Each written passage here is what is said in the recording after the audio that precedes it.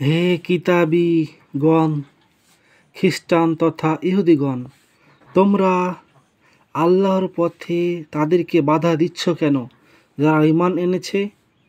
তোমরা তো বাঁকা পথই খুঁজছ। সূরা আল ইমরান ৯৮ ও ৯৯ নম্বর আয়াত।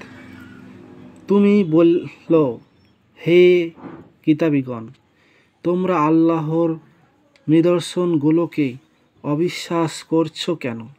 অথচ আল্লাহ তা প্রত্যক্ষদর্শী তোমরা যা কিছু করে থাকো। তুমি বলে দাও, হে কিতাবীগণ, ইহুদি ও খ্রিস্টানগণ, তোমরা আল্লাহর পথে তাদেরকে বাধা দিচ্ছ কেন যারা ঈমান এনেছে? তোমরা তো বাঁকা পথই খুঁজছ, অথচ তোমরা ওর সাক্ষীও থাকছ। এমত অবস্থায়